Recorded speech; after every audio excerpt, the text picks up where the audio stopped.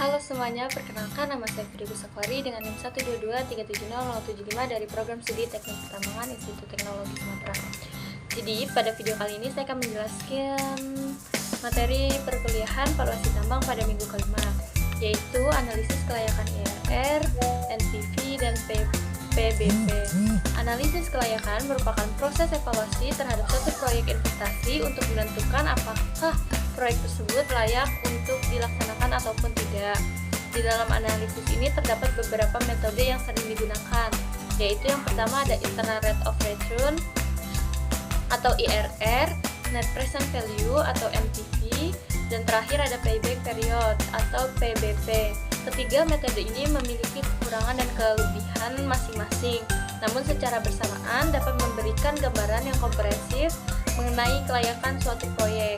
Nah, yang pertama yaitu internal rate of return atau IRR adalah tingkat diskonto yang membuat nilai sekarang bersih atau NPV dari suatu proyek menjadi nol. Dengan kata lain, IRR adalah tingkat pengembalian internal yang diharapkan dari suatu investasi. Jika IRR kita lebih besar dari tingkat diskonto, maka proyek layak karena tingkat pengembalian yang dihasilkan lebih tinggi dari biaya modal. Namun jika IRR lebih kecil dari tingkat diskonto, maka proyek kita tidak layak karena tingkat pengembalian yang dihasilkan lebih rendah dari biaya modal kita. Nah, kelebihan dari metode ini sendiri, yang pertama itu mudah untuk dipahami karena dinyatakan dalam bentuk persentase, mempertimbangkan waktu dari nilai uang sendiri. Kekurangannya yaitu asumsi aliran kas masuk terjadi pada akhir periode untuk proyek dengan aliran kas yang tidak konvensional atau positif dan negatif. Secara bergantian mungkin terdapat beberapa nilai dari IRR-nya.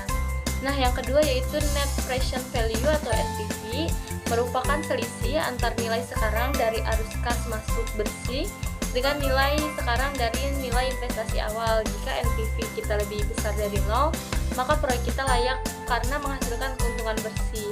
Namun jika NPV kita lebih kecil daripada 0, maka proyek tersebut tidak layak untuk dilakukan karena menghasilkan kerugian. Kelebihan dari metode ini yaitu mempertimbangkan waktu nilai uang menunjukkan tambah yang dihasilkan oleh suatu proyek. Nah, yang terakhir ada payback period atau PBP. PBP sendiri ini merupakan waktu yang dibutuhkan untuk mengembalikan investasi awal.